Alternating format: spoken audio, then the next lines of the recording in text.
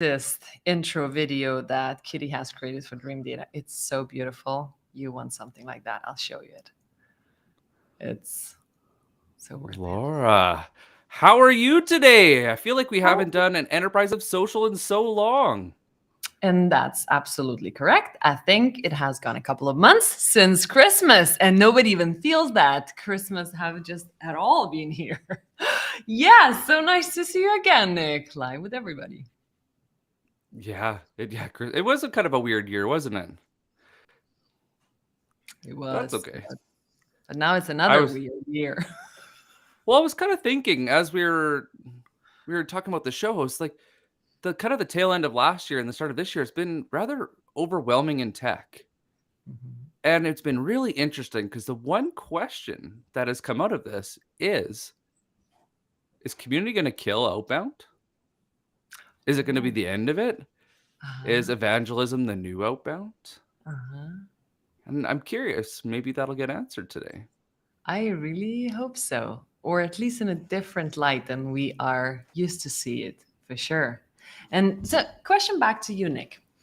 How many Mhm. communities are you a part of, or at least you feel that you're a part of? Oh, that's a tough one. Hmm? I find that realistically, you can only really participate in maybe 2 to 3 very well. But there's a couple other fun ones that I join in because I realized that joining in communities that were about my common interests and not just work were a lot more fun. So, the one thing that's been blowing my mind is when I always thought communities, we had bonded over like Pavilion and like Thursday night sales and all these ones that normally pop up. But one of the things that's been really interesting as we started doing the show together is people started telling me about WhatsApp groups and the Mhm. different Slack channels. And it made me realize that my view of community was very small.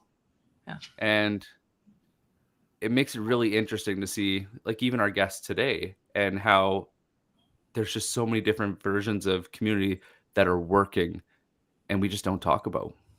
exactly. Yeah, I'm really looking forward to digging into the open source communities and how those are different to what we actually are used to see. So, back in the days when I was working at Red Hat, I was not too much aware about the communities that we're talking about right now, like pavilions where people come in to learn and to ask, well, what kind of B2B software should I buy for call outs or something like that. I was not aware of those, but the only way I knew communities was through open source. Red Hat is an open source company, and well, communities for them is people doing better code together. Imagine you're writing code, the only reason you're able to pick up code from anybody else is because you're going to give it back. As soon as you enhance it, you give it back to the community. And that feels like free work. Imagine if you come to a pavilion community, you create a new sequence or something like that in sales, and now you just have to give it back. Or you pick one from Nicholas Ticket and say, okay, Nick, I just made it a little better response rates. Go run with that one. It's like because anybody can actually use it. And I think this is the beauty of communities where it could go, but we are so closed in a way that feeling that we're so special in doing everything by ourselves. So today we're going to talk about open source communities and how people are actually doing that free work for everybody else to use. And there are companies that are actually monetizing this for the positive of even better code. So I'm so excited. The thing that I found really fun about this guest, I'm not saying this is the first guest you've been jealous of, but it was one of the more fun intros that I've ever had to a guest. And the one thing that caught my eye is like you've delivered quite a few keynotes now. And you were saying, yeah, this person always had people lined up for every time they went anywhere, lined up to go get signatures, to go and talk to them. So, Laura, who is this person? Who is this person that we just have to meet? Definitely. So, Claus Ibsen, he is senior principal software engineer at Red Hat. That's where he's hired. But what he's known for is he's leading the Apache Camel community. And whenever he used to be at events, he wrote many books. He has one in his hand. He'll show you like how big the brain and the book is and stuff. So I remember the queues of people waiting to get signatures with Klaus. And I really want to hear his story about it because I think it's so fascinating. People are queuing up to actually have a chat, have your signature, have your book, and actually wait for the next one. I think this is so exciting. Let's bring Klaus on. Woo, Hey, Klaus! Klaus! everyone. Hello! I'm here. Thank you very much for the awesome intro. It's fascinating that you lead with the queue and people actually want to meet me. It feels like a past life or a long time ago. That's right. That's right. I hope you are getting into more events than that. Yes, me too. Certainly now the world is opening up again. So yes. Yeah. Oh yeah, that was oh yeah, the book. Just this is this is what we call in the Apache County community. This is the what we call the quick start for the project. Quick start. So the quick start. The light read. So yes, the casual one. Well, that's of course a joke internally, or a joke, but it's 900 pages. It wasn't supposed to be that so long, but we wanted to give as many details as we could to the audience, to the readers. And yes, it's a long process, a lot to write, and yes, it's actually harder to take out than to take in. So that's why it's really, we want this instead of that. No, no, we need both of them. So it's really was a fascinating journey to write books. I wrote two books on that subject on camel, and yes, there are the publisher has they keep always picking me for when can we start the third edition. And Fantastic. actually, so there are some new ideas spinning in my head about, what should that be and so on. So, there is maybe light at the end of the tunnel, but it's definitely a hard work to do it. Because also when I start a journey like that, I don't want to do it halfway, so I give my best. And together with my co-author, Jonathan, I put in maybe more than 1,000 hours just for that single book. So you have to find that time and with family and everything, and also getting older, right? So you're not so fast anymore. So, but Really? but the content of the book is 5 years old now, so a lot is happening in IT. So it's maybe a time for a refresh. Right. Klaus, let's bring it to the start about talking about open source communities. Can you give us your view on what an open source community is and how does it function? Whoa, that's a broad question. So, well, there is well, so let me give my intro to the open source communities because that's kind of like my baseline. I started, getting really engaged with open source communities 15, 16, 17 years ago in a professional way. Been working professional on Camel for 15 years, getting, paid for working upstream. And 15 years ago is a lot different than today. When you talk about open source communities, there's a lot more foundations and communities, and people are more familiar with actually being tried to engage and work in a community, whether you're just contributor, or just a casual user, etc. 15 years ago when we started on this, uh, open source was not sort of like a pervasive and sort of like a first choice as it is today. So it felt more like a startup. That term wasn't really the term back then, or grassroots. So we are sort of like a rebel. These kind of semi nerds. Even though yes, I have classes and no hairs and but I don't drink a lot of coke or eat pizzas. But we were sort of in that spirit. And we were a small team that could actually take on, let's say, the bigger vendors with their proprietary software, and we can go out there in the open source community to try to build solution for what our clients or what we felt we needed, and we can do it really more an agile way. But coming back to the open source communities, what my sort of like aha or oh moment with that was when I came, my background before getting engaged was that I was a full-time consultant with a client in Denmark, actually in Copenhagen. And the client had, a proprietary software from a very large American company that, had purchased another company, so acquired one. And they're sort of like, when that happens, sometimes you feel that acquired company and their software gets sort of like deprioritized, and that was happened. So this software was really complicated to use, and in America, they have, expert that knew about that software, but in Europe it was really one guy that flew around in, France, Germany, England, and whatnot. So it's hard to get hold on. So it's actually hard to start using it, but it was sold, right? The client had it already for many years. So we were this small team at the client in Copenhagen, and hey, we thought the client wants to operate and run this software for the healthcare, and they have a team that operates and know that they have standard software for that. And then there has this strange entity, this enormous monster they purchased somehow in America that has special things of everything, and nobody really likes it.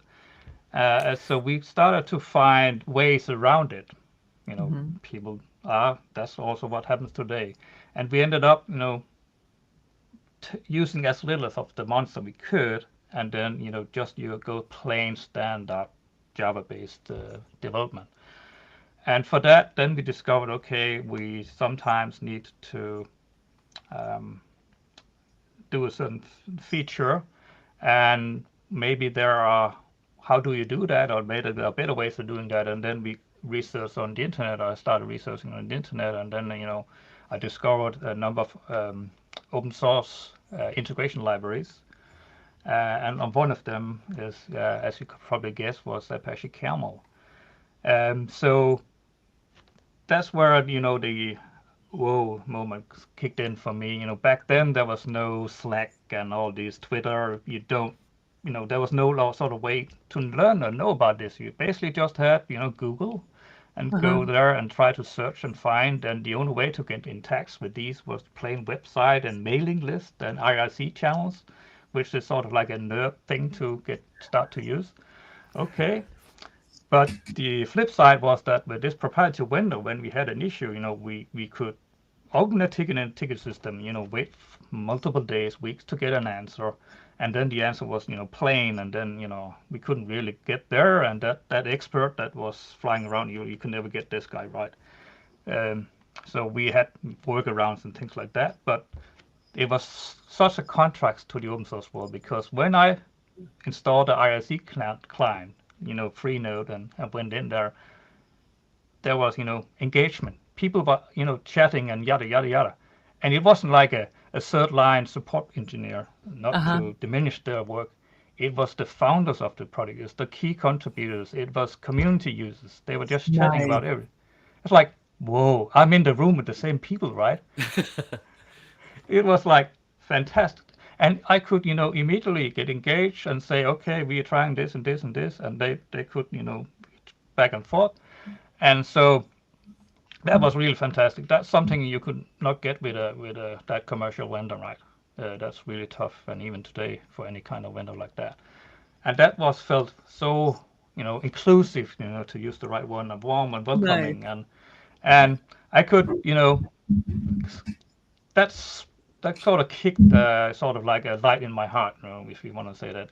Wow, this is, it's not only me that has these problems. Others are also starting to this, but this is, 15 years ago, and it's not like today.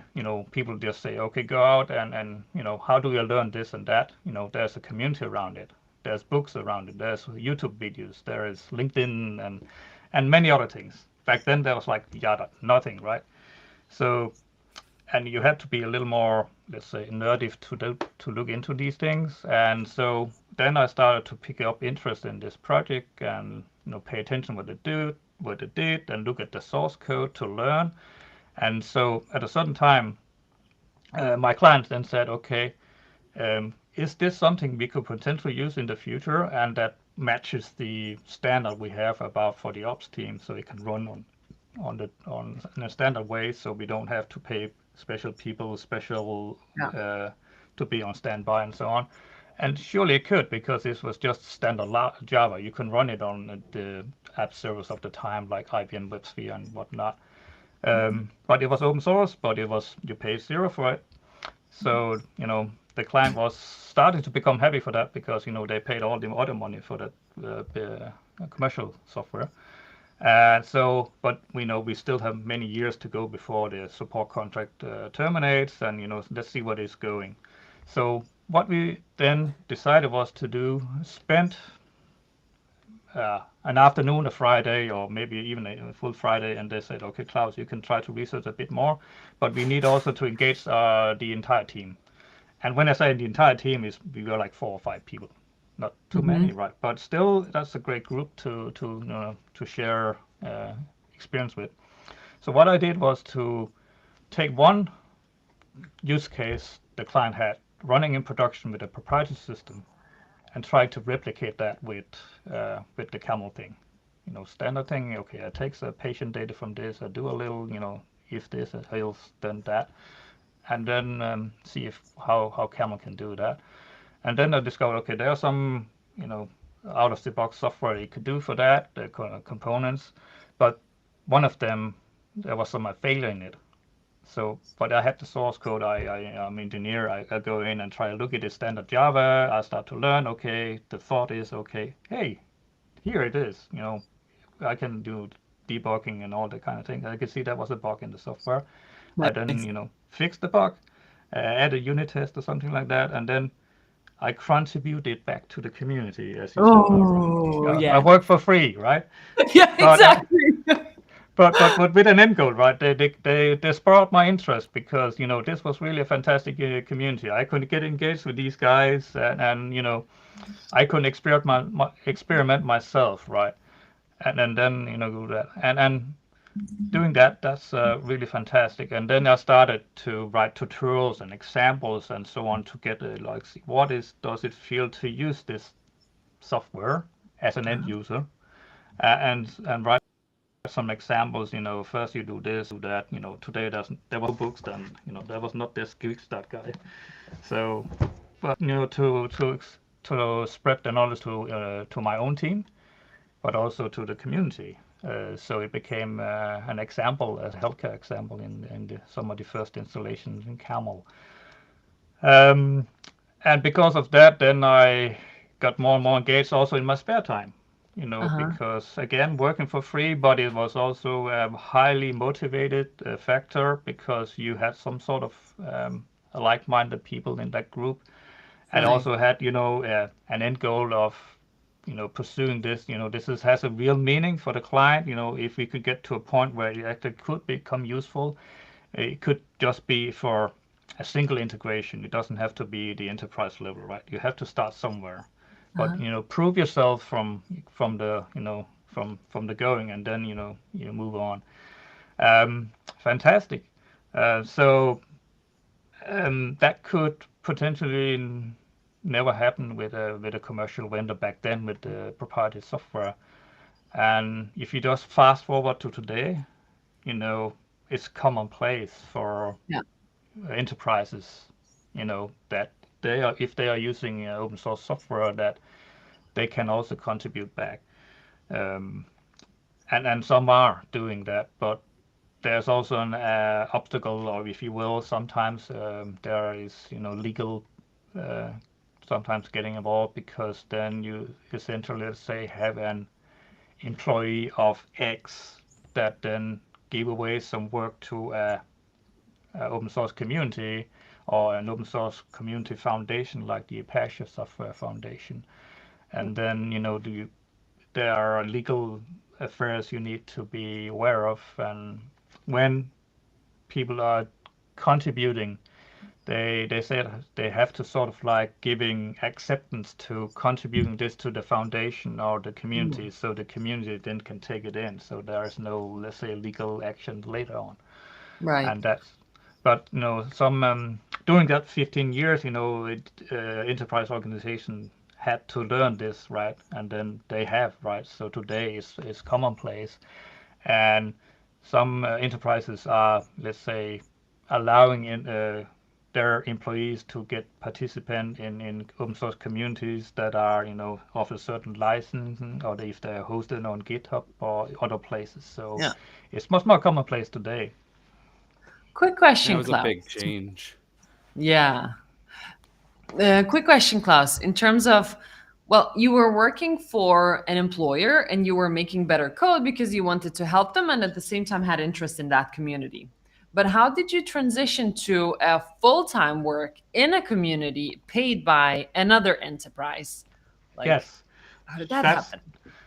I think that was probably a bit rare, but so back then there was the founders of Apache Camel was a small group of people that were building these open source software. That was the tactic they had. They were going against big vendors in the Java space around Java Enterprise. They were implementing a message broker system. They were using an integration library like Camel.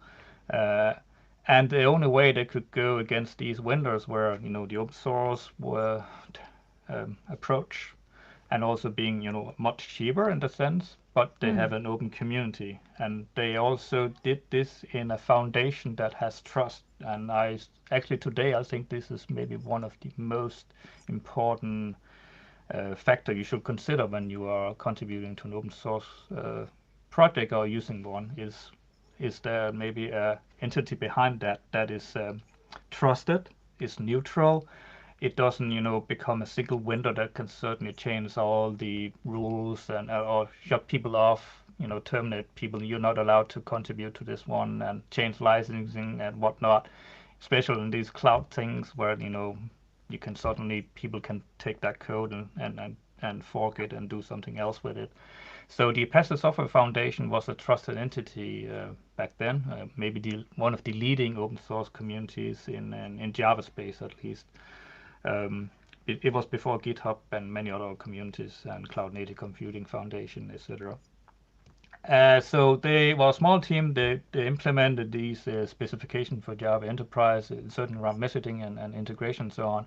And then they were able to, go against the big proprietary vendors, and they had the community aspect, or that like-minded people like me were able to actually participate and get in there and maybe speak on their behalf. Okay, this is fantastic, we can try with this, we can pay millions and millions of dollars for this, but we can at least try this, give it some time.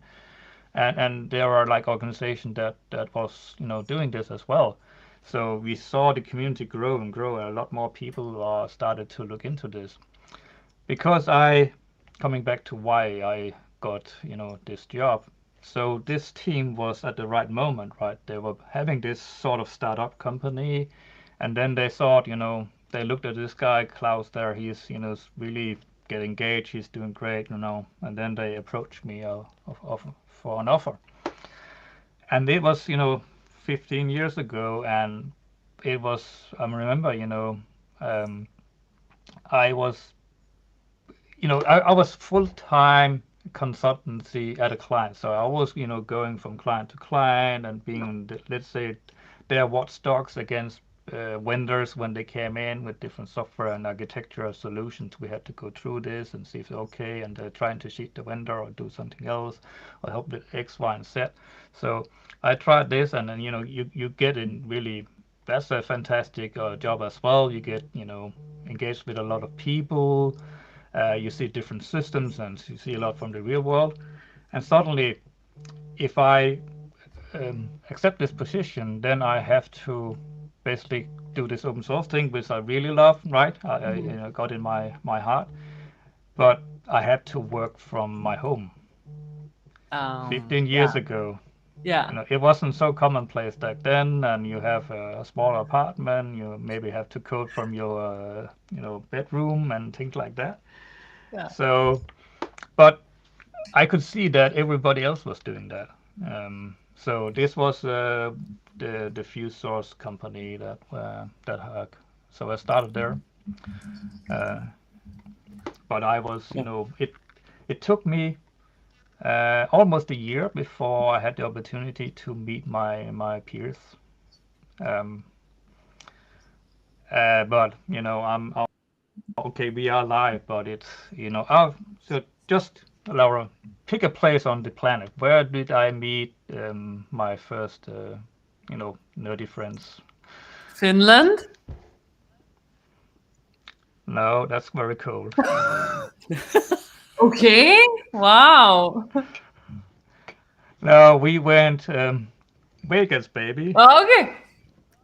That's exciting. So Yeah. yes, just so that's a crazy place to go. But we had the company was doing we had a annual kickoff. Everybody was going, and then we went there. So and in Vegas, there's no hotels. There's only hotel casinos. So slot machines and all that kind of thing.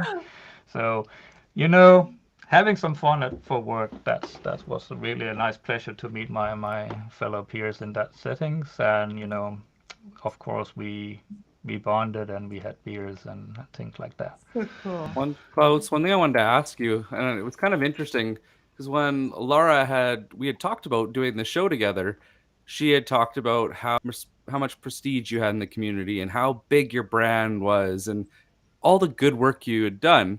And as a seller, I had default channels of how I would search to go and find that. And one of the things I found really fascinating about this whole experience is as I was searching, you weren't really showing up. And it was really interesting because as a seller, you're like, oh well, you need to be on LinkedIn, you need to be on YouTube, or you need to be on Twitter, and that's it. And if I can't find you there, then to a degree you don't exist. And then I was like, oh, it's interesting, but I love Raspberry Pis, and so going back to your comment about like trusted communities, it's like, okay, when I was tinkering, where did I go? And then I started diving into Reddit and GitHub and Discord, and all of a sudden, your name was everywhere, and lots of different discussions came about, and it was super interesting because nobody talks about that. How there's so many other places that community can be, but I think the one thing you said that really stood out to me is trust. I think that is the key. Even if you're a trusted person, if you don't show up in a trusted place, I think that's really what kills the momentum or that opportunity to really lean in. And I imagine too, for you, if you wouldn't have trusted that community, you wouldn't have wanted to contribute, and it wouldn't have had that snowball effect that made you get excited and do more. Exactly, Nicholas. And actually also, um, time is actually one of the constraints we all have, right? But I wasn't really aware of that in my journey, in the early days in the journey. I want to give my best to the community and also contribute the most and get the product more successful and take it further, right? And get engaged with a lot of new users to the community. And, all of that, so it's a mix of things I was doing. And thereby I was focusing in this sort of like, I was sort of blindsided a little bit on taking, let's say, the Apache Camel community to a wider audience, also in more, let's say, non-technical areas, which I think, also because we started so early, right? So 15, 16 years ago, it was just, tech thing and nerdy things. But today, it's actually a business, it's professional. I wish really we had more professional aspect to some of the things we have done over the years with Camel. Um, when we do, let's say, more podcasts, live streams, etc., and having a person that can sort of host this and like you do, Nick, and do it in a more professional way than we just turn on our webcam and do something ourselves. It's not the same. It's certainly not anymore. Graphics, website, look and feel, design, and so on. There's so many things about also how to outreach more to a wider audience and maybe also in different circles, so it's not as nerdy and technical as need to be because it has a fantastic purpose, the software we do, and also the other things from Apache software. There are like some analysts that do, that measure the impact of different open source projects based on different metrics they can use, number of downloads, number of source code lines, and number of years, how many contributors, etc. And then they try to acquaint that to a dollar amount. If, let's say, you'll start from scratch and do the same today, and these open source projects in Apache, they are like millions and millions of dollars, right? So it's a huge effort that's gone into this, and not a single person like myself could do it, and not anything. It's the collective of so many people. That really So team Camel is atmosphere that all really came together. And I think the one thing I Yes. haven't heard you highlight yet that you've done so well that so many people just blatantly miss when it comes to community is you have a very refined look at market research. And I think one of the best examples I heard you talk about, and I would love if you could go and share it again, is you had all those people lined up to go and have your signature on books. But you didn't just sign books. You had a bigger purpose that you played out. Oh yes. So when you sign books, or if you have the pleasure of being able to do that, then when the person comes in and I actually introduce, and we have a little chat, where are you from, what are you using Camel for, how long time, and do some feedback and back and forth, or do you enjoy the time here, is it your first time, etc. Sort of like giving a little chit chat, and then I signed with a personal note based on that, as a sort of like, and every signature are done in this way is they have a different unique inscription for that. So if you have two different books, there will be two different measures. It's just not like my name only. I always try to come with some personal touch to it, because these people are, first of all, they are, actually using my baby, if I can use that word. I'm really proud of that. And also they take the time to queue up or buy the book or read the book, and take the time for doing something else and meet me, right? That's the small prizes you can take from this work, because at the end of the day, from Red Hat point of view, I mean, just like anybody else, regular employees, they give me a salary and that's it. But the thing I take to the grave is all these other things that happened in my life, in my work with the open source communities. It was, as you said, line, book, a very long line for my autograph, right? This is also something I can explain to my mother and father and peers, friends out of the IT tech, sort of like a little rock star or a famous moment, because that's everybody can relate to that. It's also when I go to conference or clients, etc., and I have a hallway conversation, and one that just comes up and say, hey, you're Claus, yeah, oh, fantastic, I love Camel, we've been using it for 13 years or 8 years, it just made my, I wrote 5,000 lines of code, now I have 5, right? It's such a fantastic thing, keep on rocking, right? Or something like that, it's, yeah. Also, when you hear where that software is being used, it's actually used global, all the world, in every enterprise. It's not a specific enterprise or finance or something like that, everything.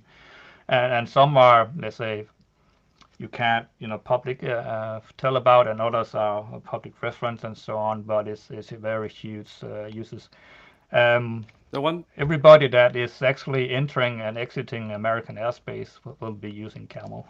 One thing I wanted to add in for like the sales and marketing world, what happens all too often is that incredible knowledge that you have, that research that you've done in action with all these people you've talked to, tends to only live in that one person's head. How do you get it? Like, how have you shared that information? And do you write it down in notes? Do you have conversations with marketing, or do you just pour all that energy into your code? What does that look like after you get it? And then after, we'll ask, Lee had a great question. We'll dive into that. So Nicholas, that's a really fantastic question. And if I could rewind time, I would, have my, even though I work with IT, I'm old fashioned. I wish I had a sort of like a black book with some, I use on the post-it note here. I will write down these small anecdotes, because I when I started with this, I didn't expect it to last, 15 years or even longer, right? Probably it's going to take me to the end of my career with Camel. And I wish I can exactly say when I was at that spot, I, learned about camel being used in the casinos or whatnot, or assembly line for fighter jets and so on. It's just fantastic. And it's also um, you feel that what has been done and all the energy you put into that is matters. Because that's one of the when I talk to my fellow engineers at Red Hat, and maybe also the same feeling others will have in large organization, is that there's a bureaucracy, and sometimes we are occupied on a daily work, and then we have to rush to get out a new release, etc., etc. So we kind of in that zone, and then it starts over again. There's a new release coming up, and so on. Then sometimes we forget to take a pause and go to an event of sorts and get that client engagement or customer engagement, sales engagement, also for not for me but personally, but also my peers as well, because when I Yeah. talk to them, they even more like that one. And I think it kills a little bit of motivation. Some of that I experienced in the early days, when, let's say, there wasn't so much bureaucracy. If you want to go there, we go there, or if there's a new client deals, a huge client is coming, we want to take you out for dinner and things like that. That's what maybe you could do in the early days with a startup feeling. But a large organization where I'm at now, that's becoming a little more rare, right? And I wish I could, if I have some stardust, I could spread that to my peers and say, okay, you give some of that moment as well, because you certainly also deserve that, right? You've been sitting at home for, during COVID, and now continue for that for many years, and maybe how the economy is going, that will be even more about this restriction. So I wish, we were exposed to that more. Maybe that's where, you know, in your kind of world can maybe be inspiration to us, and maybe there's something we can, work on. Could there be sort of like an engagement between, let's say, the tech communities like myself, and maybe on the sales side as well, so maybe a way for that to connect in a different way?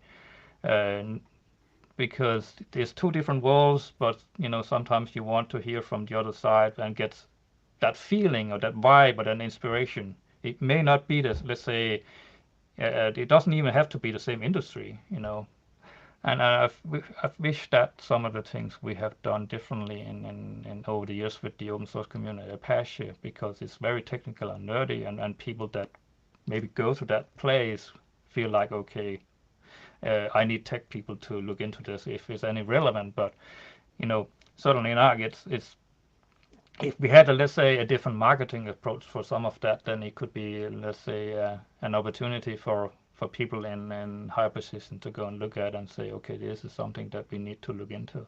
Well, it kind of leads Um, into like Lee's question about like how do you share it?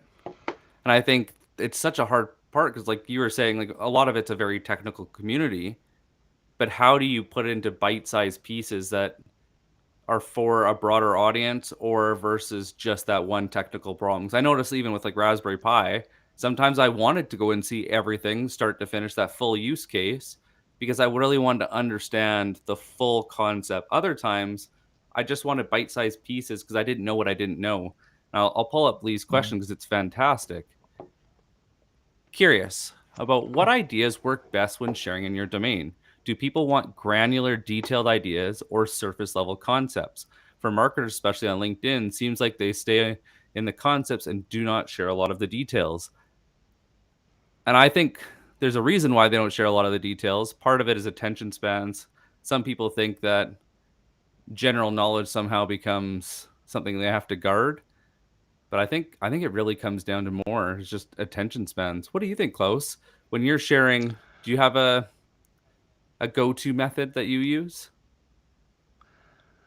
um, the progress of the years, right? I feel like I'm talking about your grandfather's software of being an old man, right? But being kind of started in the high tech before, almost like when the internet came, and doing things like that, and then um, the only way to get knowledge back then was books and reading a lot of pages and researching, but taking your time, right? And there was no, let's say, visual content as much as it is today, or diagrams and things like that. And doing this, we now have the mobile phones and the TikToks and the Snapchats and all that kind of thing. So of course there's a newer generation coming in. I'm not saying that they are, on that level, but they are used to getting information in a different way in let's say, in outside of professional life, let's say that. And sometimes I think, there might be two-tiered, how to get the message out. One is the more casual, fluffy, brief, short, 3 minutes, whatever that can be. But that's where the nerdy tech people kind of struggle, because if you have to do this keep that attention span, you probably need some sort of professional touch to that. So video editing and scripted smooth experience to get that out, versus, let's say, if you go more in depth and technical, it's okay to maybe spend 30 minutes or 40 minutes and go deep dive, and now I share my screens and there's like 10-second lag, and maybe the font is too small, and you sort of like, that's okay, because the audience at that moment is already hooked and want to learn this one, and have taken the time to sit down and learn it, right? But the first one, this is where I'm weak, and I unfortunately don't produce so much content, because for me it will take an hour to do something that is 3 minutes.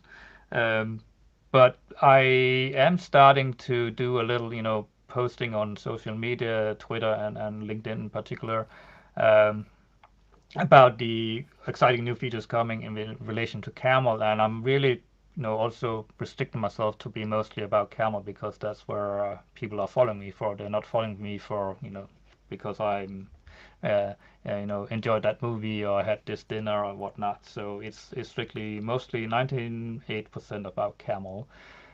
So that's what I use, and I would like to pick it up a bit more, to do a bit more posting. But I also feel that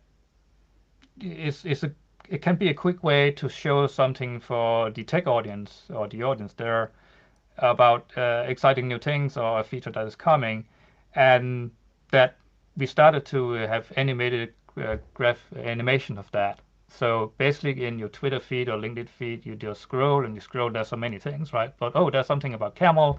This, yada yada yada, and then there's a little animation kind of just quickly highlight, okay, this is possible. So just to short attention span for the busy people, okay, there's something coming like this in Camel, okay, then they know this, and then when the release is out, they can dive in and see more. That's brilliant, because it plays on psychology.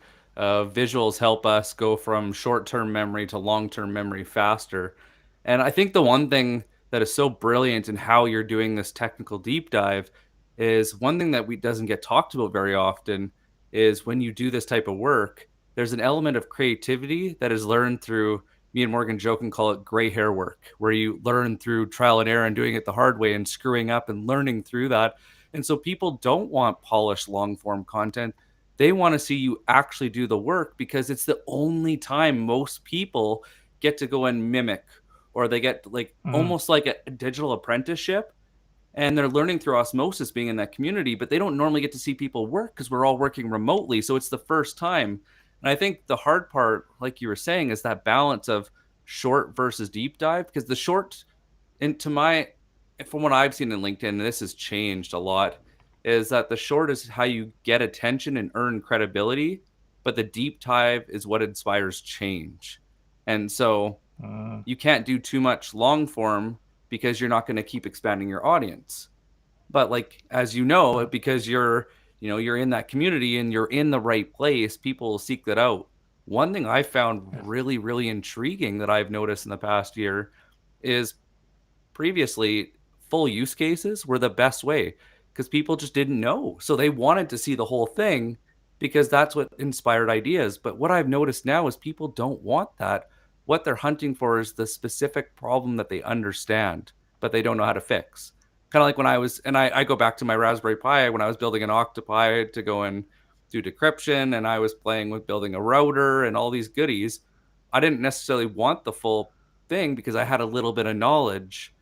I just wanted to figure out why this one specific piece wasn't working. I think that's the evolution that if you're going after people that want to eventually buy from you, is you got to go from that novice to expert and kind of play in that sweet spot. So Lee, I hope that answers your question. Please go and shoot another comment if you want more explanation, but it's a balance, and I would say it's probably only 20% deep dives and 80% short.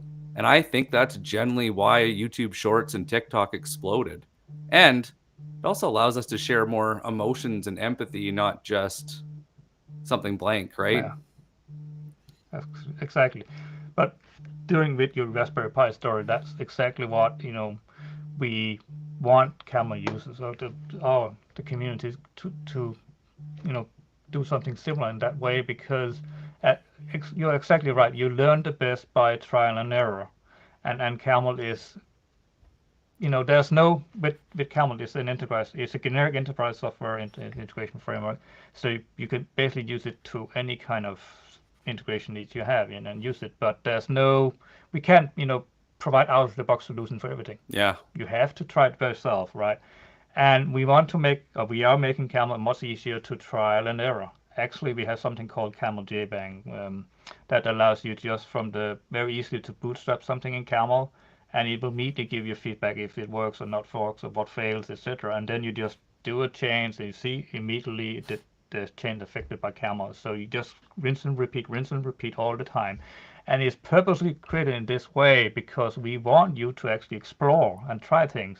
Okay, you can maybe take one of the out of the box JBang examples that works. It just route message between two systems, but we want you to get curious. Yeah, And figure out say, why it what works, happened? how to add on to it. Yes, why it Yeah. works, and what happens if I change this, right?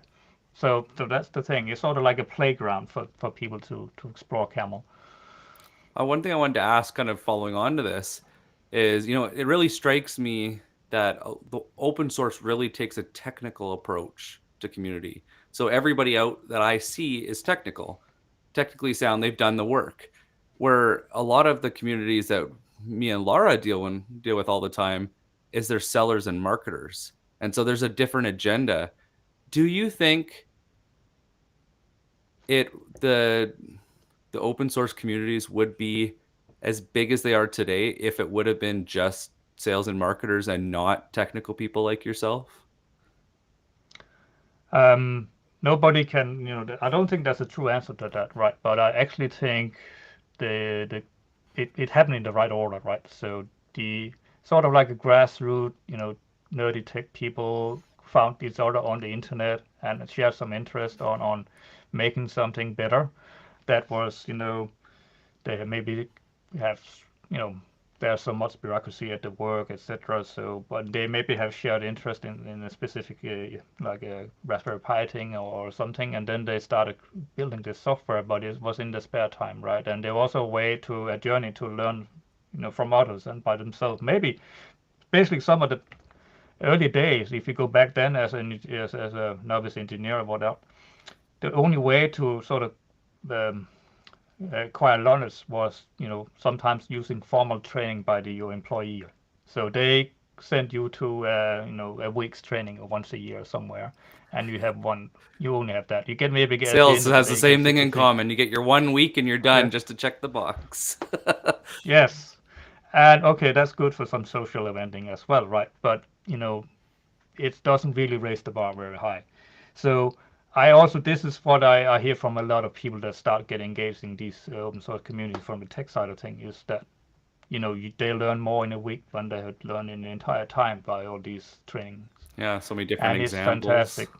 Yes, but I think we are growing up right now. It's sort of the de facto standard. It's so pervasive with open source projects. Companies are releasing internal software as an open source community, or trying to, and so on. They also actually use it to a way of attract new employees and talents, and also get their.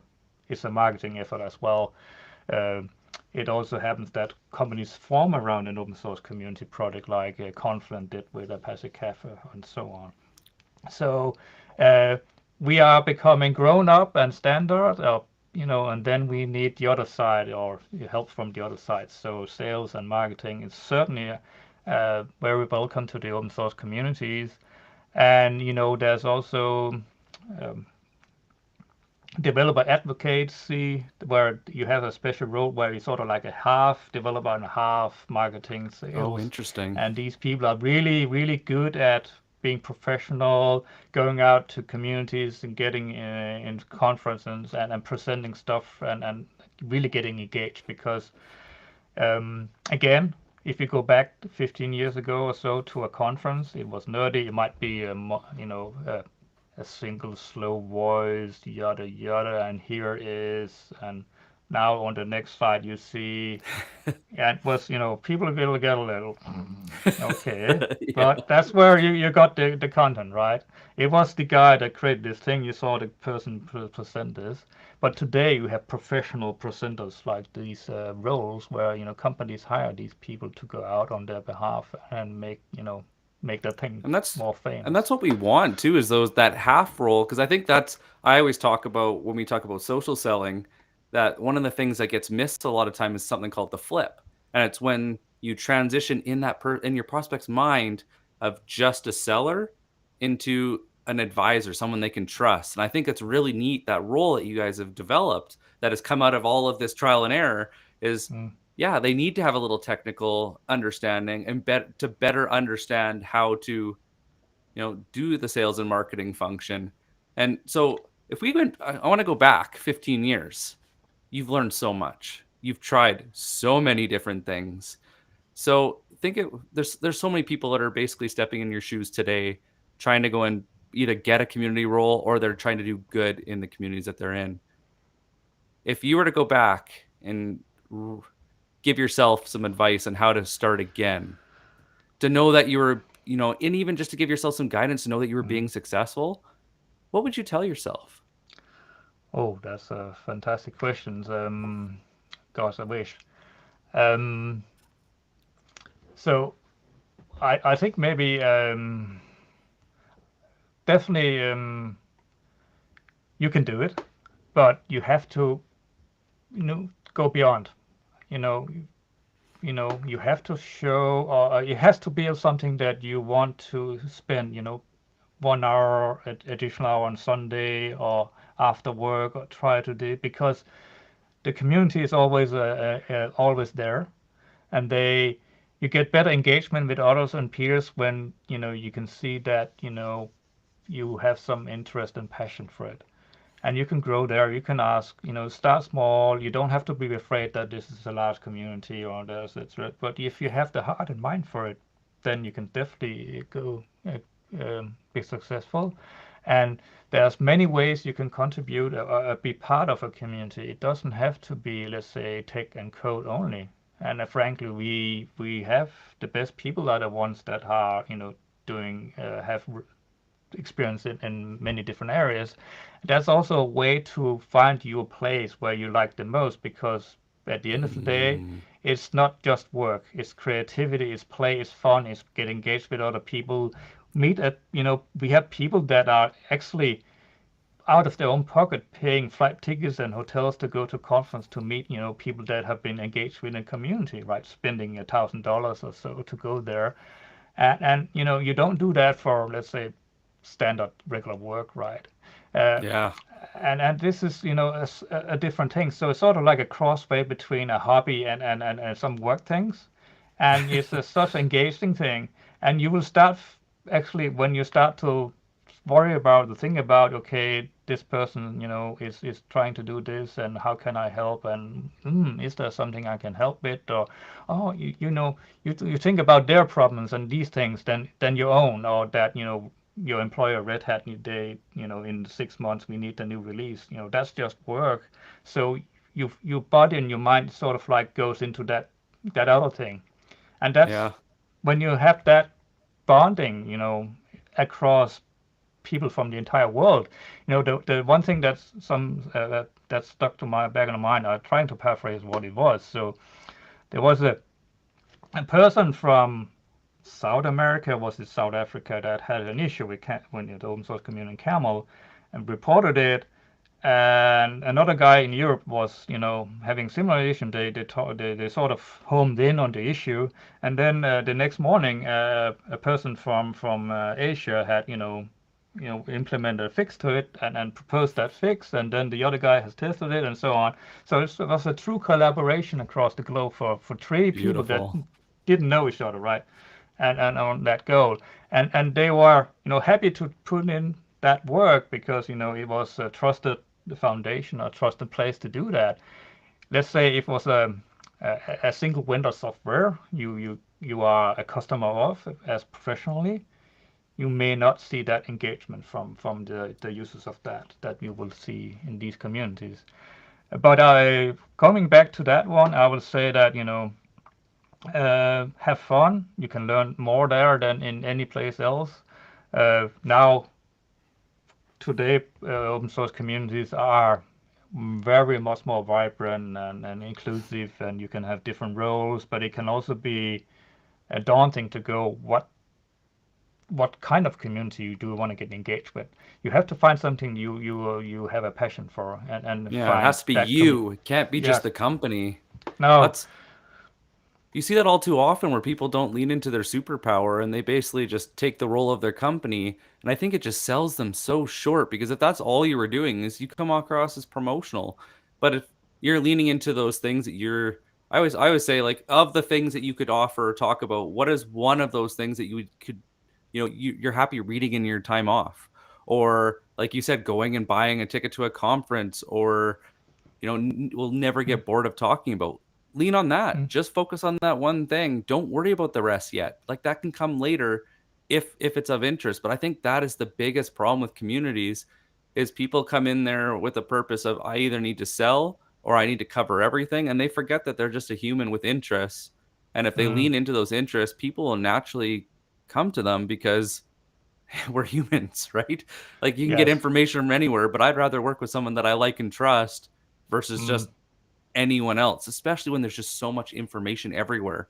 I'd rather find those sources that I want to keep going back to.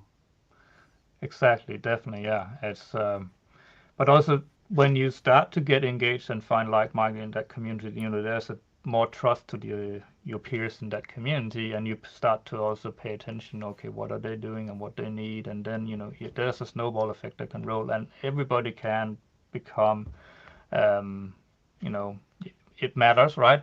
But also, if I have to give myself an advice, you also have to um, take your time off, right? And Yeah. but I was, writing two books. This one and the other one. The first book was half the size.